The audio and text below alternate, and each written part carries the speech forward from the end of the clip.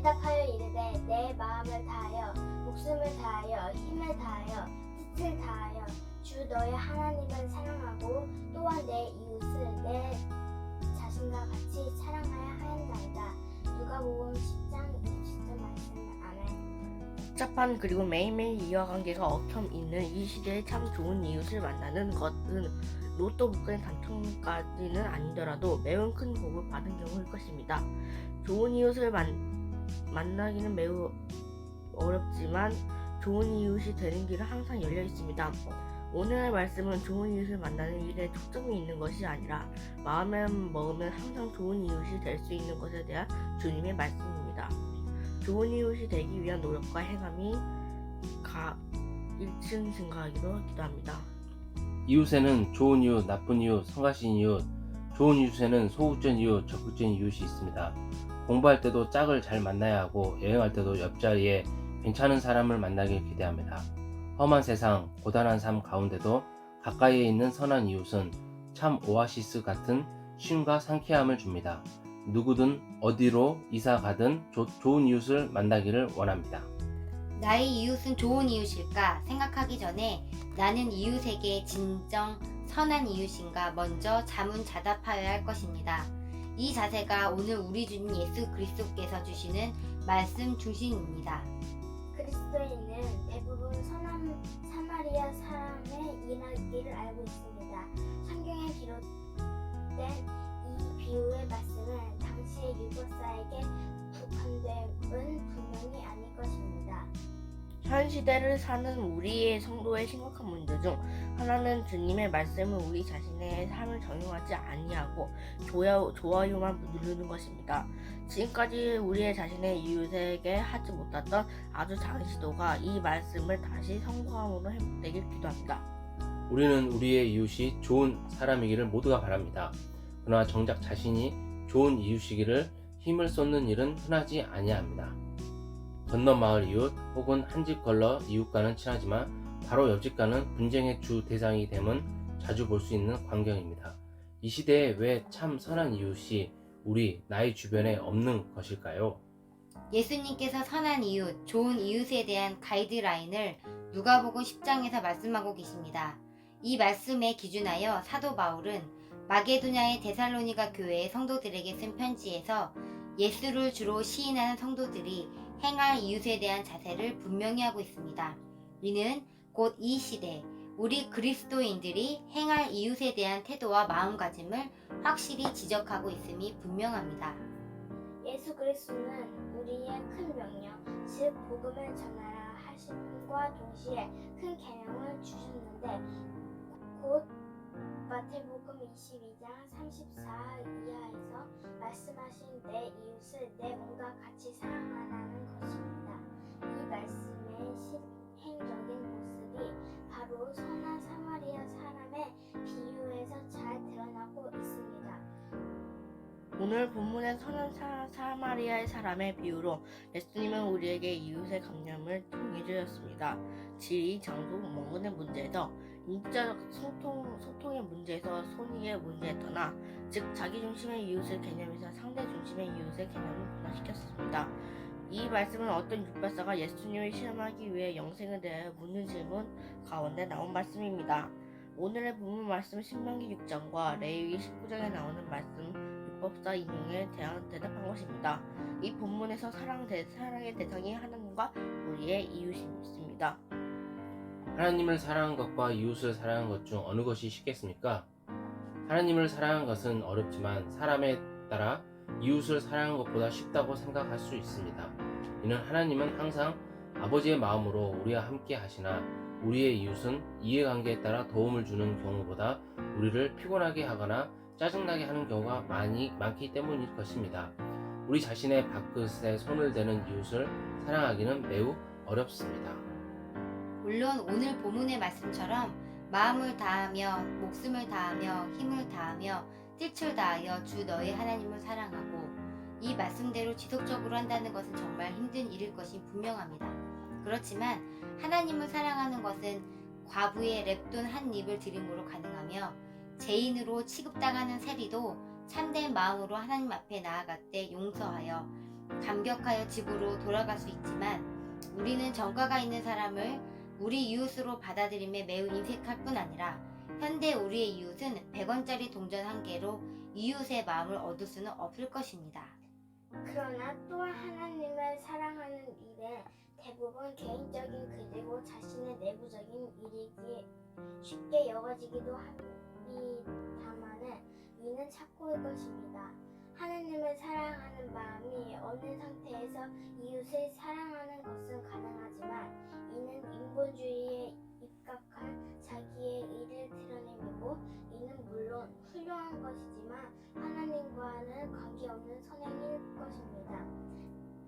그리스도인의 우리의 이웃 사랑은 빚진 자로서 빚을 갚은 자세로 이웃을 사랑함이 바른 자세라 생각합니다.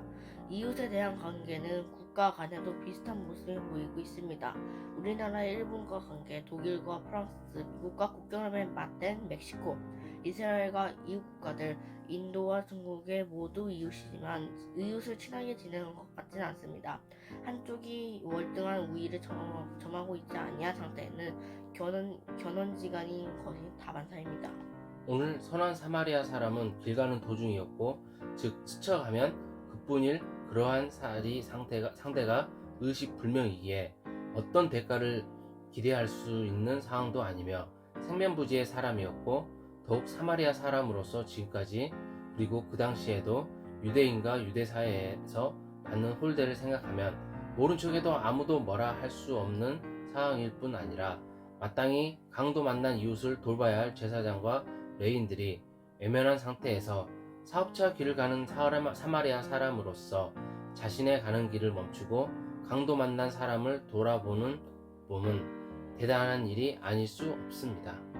이 강도 만난 사람을 돌본 사마리아 사람은 그 사람의 이웃이 되기 위하여 이런 행동을 한 것이 아니라 단지 강도 만난 사람이 도움을 필요로 하고 있기에 자신에게 있을 이연과 손해와 수고로움을 각오하고 그 사람의 선한 이웃이 되었던 것입니다. 이 선한 사마리아 사람은 행동에는 단례를 바라거나 자신의 의를 성취하려는 의도가 없음을 알 수 있습니다. 주님께서 이 비유를 우리에게 주신 것은 우리가 어떻게 살아가야 할지 보여주시는 지표라 생각합니다. 우리의 일상생활에서도 만리 밖에 있는 여러 어려운 처지에 있는 고아나 난민을 위하여 기꺼이 지출하며 진심으로 아파하지만 내 땅을 침범하여 다툼이 있거나 삶의 방식과 성향이 다른 이웃 옆집이 어려움을 당했을 때 진심으로 아파하거나 경쟁적 지출을 하는 경우 극히 적은 일이라 생각됩니다. 이웃 사촌이라는 말이 있지만 이 시대의 이웃은 오히려 이해관계가 첨예하게 대립하여 다툼이 많은 시대인 것 같습니다. 예를 들어 이웃 사이의 소음과 냄새 등은 사회적으로 심각한 문제를 제기하고 있는 것이 현실입니다. 사도 바울은 이웃에 대한 권면을 합니다. 또 형제들아 너희를 권면하노니 규모가 없는 자들을 권계하며 마음이 약한 자들을 안위하고 힘이 없는 자들을 붙들어주며 모든 사람을 대하여 오래 참으라. 삼가 누가 누구에게든 악으로 악을 갚지 말게 하고 오직 피차 대하든지 모든 사람을 대하든지 항상 선을 좇으라. 데살로니가전서 5장 14절부터 15절 말씀. 복잡하고 경쟁으로 삶을 유지할 수밖에 없는 이 시대 사회에서 성경의 말씀을 온전히 지키는 것은 매우 어려운 일이라 생각합니다. 성경에서 적극적으로 즉 능동적인 자세, 즉 삶의 기본적인 태도를 명하는 말씀은 바울의 이 권면에 모두 함의되어 있다고 생각합니다. 현재 기독교, 즉 교회와 성도는 주님께서 말씀하시는 이웃 사랑에 성공적이지 못한 모습을 보이고 있습니다. 이로 인하여 생명을 구원하는 복음의 전파에서부터 일상에 있어서 좋은 점수를 받지 못하고 있는 것 같습니다. 어느덧 한국 교회는 이기적인 모습으로 이웃에게 비춰지고 있기도 하며 또한 그리스도 교부가 즉 교회와 성도가 이 세상에 소멸될 것들을 더 획득하기 위하여 그리스도 안에 있지 아니한 사람들과 경쟁하는 모습이 참으로 안타깝고 부끄럽고 죄송한 일일 수 있는 것입니다. 왜냐하면 기독교 즉 교회의 머리는 예수 그리스도의 임심이 분명하고 대내외적으로 모두 확인하는 확인하는 것인데 그를 주로 섬기는 기독교의 일탈로 인하여 하나님이신 우리의 주인이 대신 예수 그리스도께서 그 어떤 것과 경쟁하고 비교되는 위치에 있게 되는 것입니다. 이러한 외형적인 모습은 복음에 전할 때 매우 부정적인 반응을 유발하게 되는 단초로 제공합니다.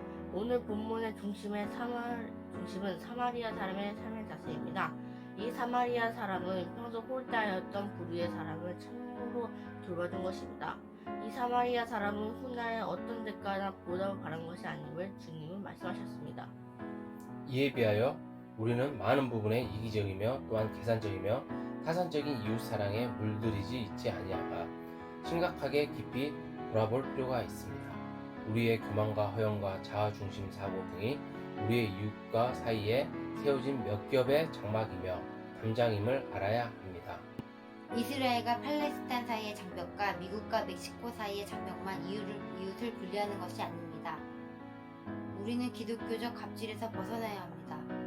우리의 이웃, 서로 그들이 나에게 피해를 주거나 불쾌하게 하거나 마음이 맞지 아니하는 삶을 살고 있을지라도 그들 안에 우리가 사랑하는 한 하나님을 모시고 계심을 인정할진대 우리의 그들은 외면함이 결코 합리되거나 정당화될 수 없을 것입니다. 동시에 우리의 이웃은 여전히 예수 그리스도의 구원을 필요로 하는 존재이지만 그들을 외면하는 그리스도의 길을 따르기 포기하는 것과 다름없는 각성을 해야 할 것입니다.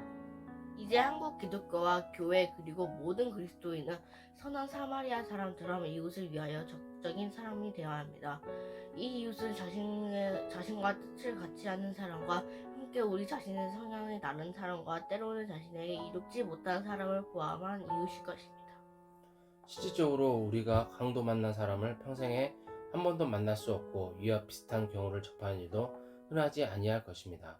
그러나 진실을 말하면 우리는 시대적 강도 만난 사람들과 같은 사람을 외면하고 있으며 험한 일에 직면한 사람을 피해가는 일에 미숙한 나쁜 지혜에 더 가까운 지혜로운 사람들입니다.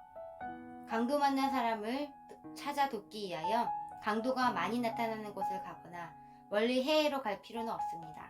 물론 이런 적극적인 활동은 매우 바람직한 일입니다. 그렇지만 자신의 주위에 가까운 이웃의 필요를 외면하고 멀리 있는 이웃을 위한 행동은 오늘 본문의 가르침과 거리가 있는 것 같습니다. 오늘 본문의 사마리아 사람은 그가 사업차 가는 길에 있었던 사실입니다. 주님께서 말씀하신 강도 만난 사람은 이 시대에 우리 사회에 더 많다고 생각합니다. 이웃은 우리가 매일 만나는 사람이며 가장 가까이 살고 있는 사람이며 따라서 우리 자신의 먹거리를 손댈 수 있는 사람입니다. 우리 이웃을 위한 아주 작은 배려와 수고가 시작되길 기도합니다. 이는 우리의 빛에서 또한 한마디의 말에서 부드러운 행동 속에서 시작될 수 있을 것입니다. 좋은 이웃을 만나거나 구하기는 정말 쉽지 아니하나 좋은 이웃이 되기 쉽습니다.